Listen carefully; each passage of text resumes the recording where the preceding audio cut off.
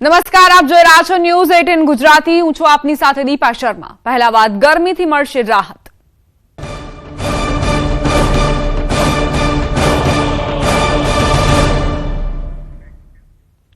હવામાન પોતાનું મૂડ બદલી રહ્યો છે। છેલ્લા ઘણા સમયથી અકળાવતી ગરમીમાં હવે આજથી આંશિક રાહત મળી શકે છે।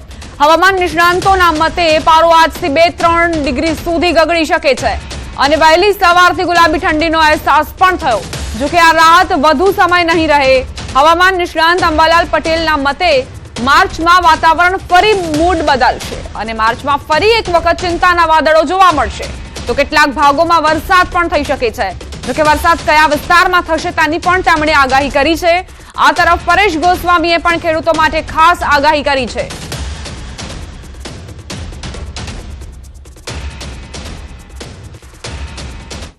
उच्चतम तापमान में अभी डाउन होगी, लघुतम तापमान में भी डाउन होगी और उच्चतम तापमान में अगले 24 आवर तक एनएलसी रहेगी। फिर उसके बाद 2 to 3 डिग्री सेंटीग्रेड डाउन होगी और जो निम्नतम लघुतम तापमान है वो 2 से 3 डिग्री अगले 5 दिन तक ग्रेजुअली डाउन होने का पूर्वानुमान है। अच्छा, अभी जो सिस्टम एक हमारा नॉर्थ वेस्ट राजस्थान के ऊपर है, साइक्लोनिक सर्कुलेशन परसिस्ट कर रहा है और एक इंड्यूस्ड उससे उसका सेंटर से एक ट्रॉप भी नॉर्थ ईस्ट अरेबियन सी तक एक्सटेंड है।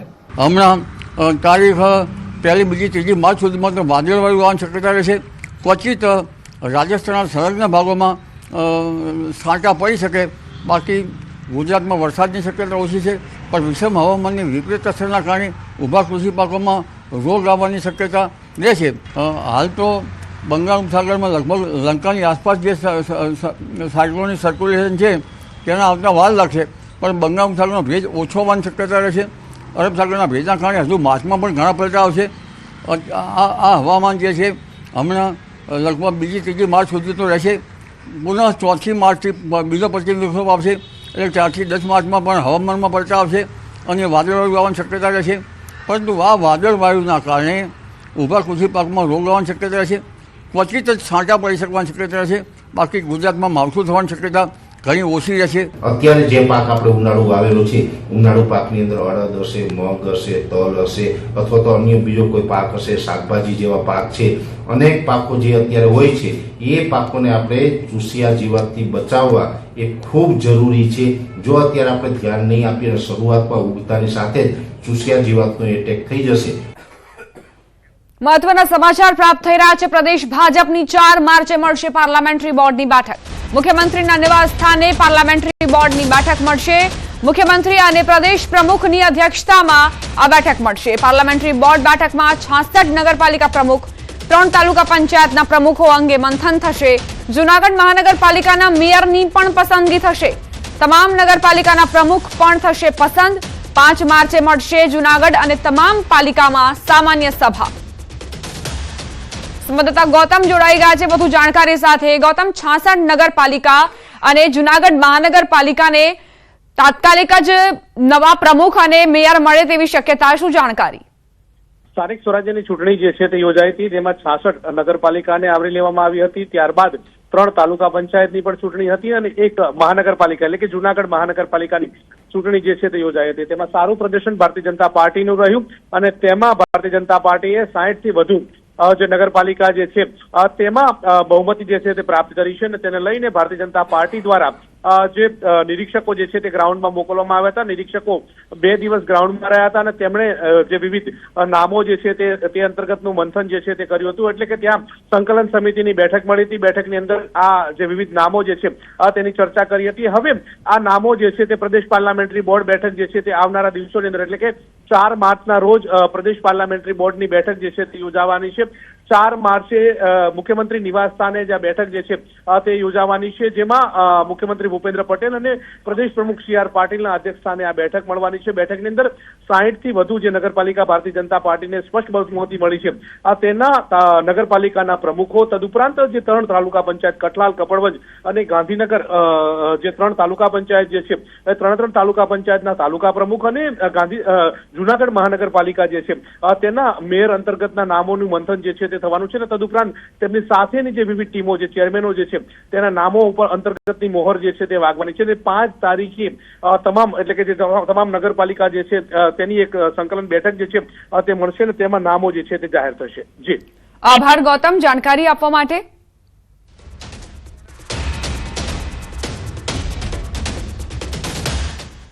હવે આગળ વાત, આગના કારણે રોડ પર આવી ગયા વેપારીઓ.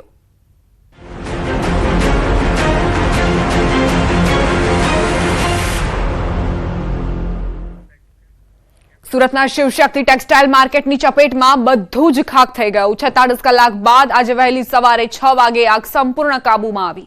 આગના કારણે 1000 કરોડના નુકસાનની ભીતિ. ટીવી સ્ક્રીન પરના 4 દ્રશ્યો જુઓ. આગ લાગી ત્યારથી બુઝાઈ ત્યાં સુધીના આ દ્રશ્યો છે. 25 ફેબ્રુઆરીએ પ્રથમવાર આગ લાગી હતી, તે બાદ તેના પર કાબુ મેળવાયો. ત્યારબાદ અચાનક ફરી આગ ફાટી નીકળી. 26 ફેબ્રુઆરીએ આગ ધીમે ધીમે છેલ્લા માળ સુધી પ્રસરી અને વિકરાળ સ્વરૂપ ધારણ કર્યું. 2 દિવસ સતત ફાયર વિભાગે આગ પર પાણીનો મારો ચલાવ્યો, જે બાદ આજે એટલે કે 28 ફેબ્રુઆરીએ આગ હેમખેમ કાબૂમાં આવી ગઈ.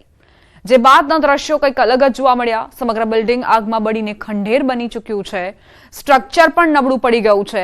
વેપારીઓ કરોડપતિમાંથી રોડપતિ થઈ ગયા છે.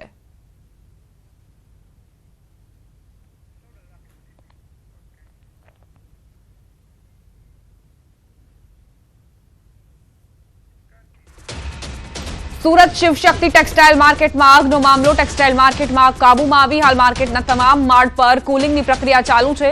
માર્કેટમાં આગ લાગતા 846 દુકાનો સ્વાહા થઈ ગઈ.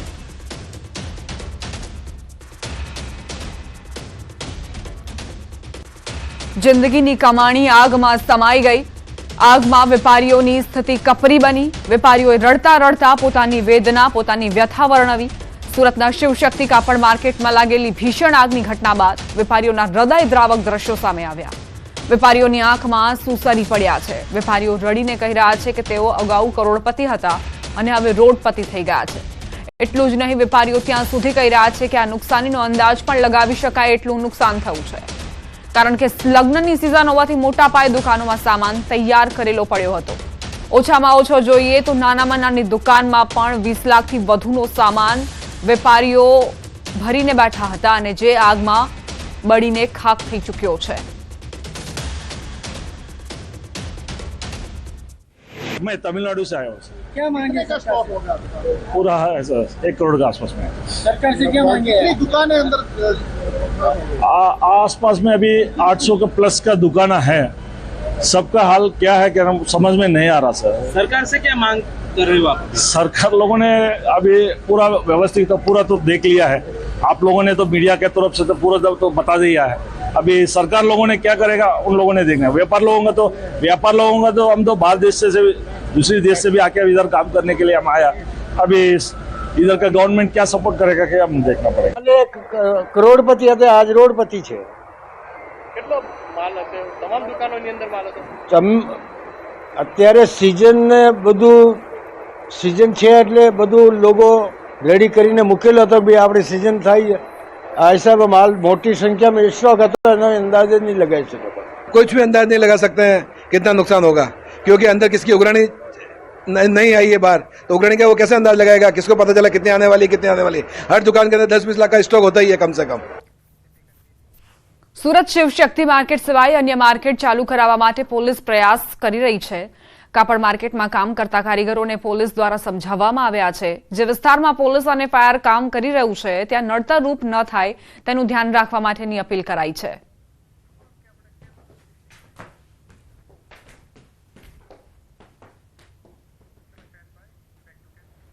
હવે આગળ વાત, મોટા શહેરો કેટલા તૈયાર?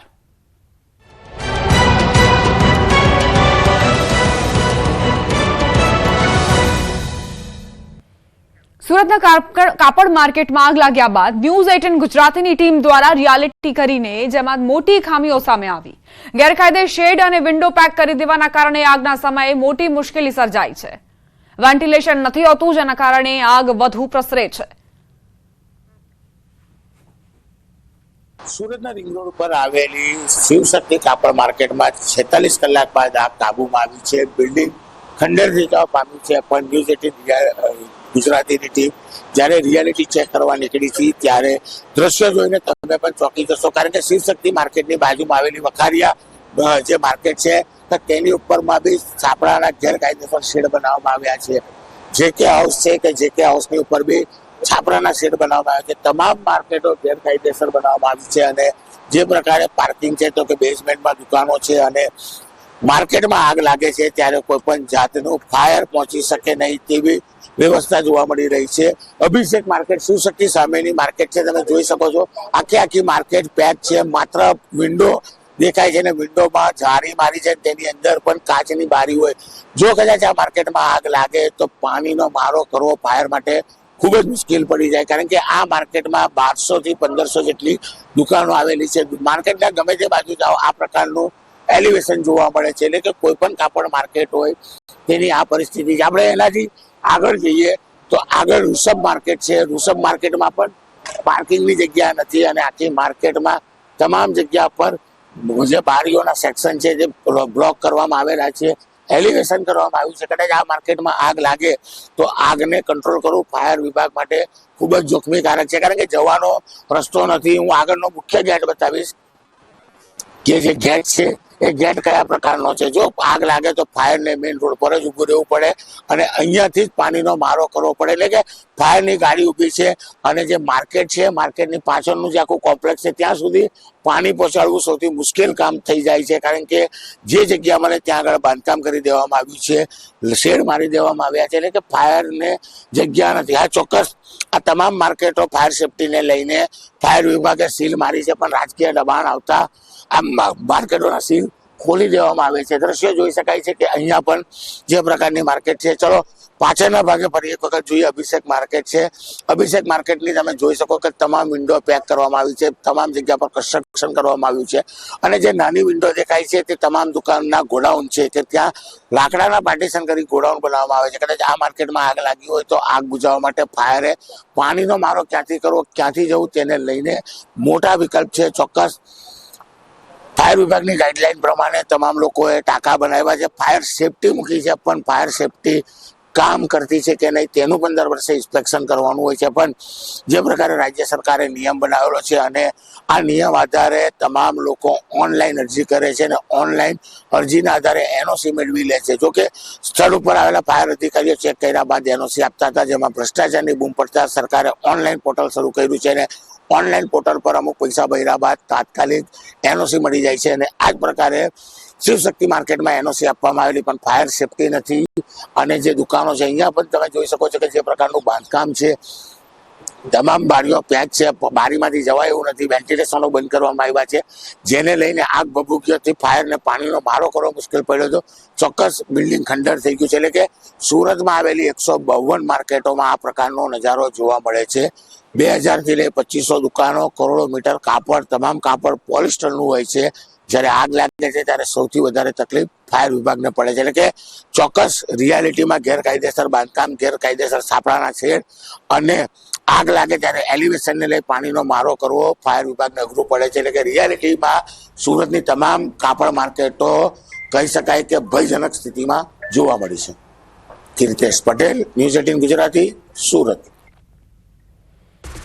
સુરત શિવશક્તિ ટેક્સટાઇલ માર્કેટમાં લાગેલી આગ હાલ કાબુમાં આવી ચૂકી છે. વેપારીઓમાં તંત્ર સામે ભારોભાર રોષ જોવા મળી રહ્યો છે. વેપારીઓના મતે 80% દુકાનો બળીને ખાખ થઈ ગઈ છે. 500 થી 1000 કરોડનું નુકસાનનો અંદાજ વેપારીઓ લગાવી રહ્યા છે. ફાયર વિભાગની ઢીલી કામગીરીના કારણે આગ વધુ વણસી હોવાના આરોપ પણ લાગ્યા.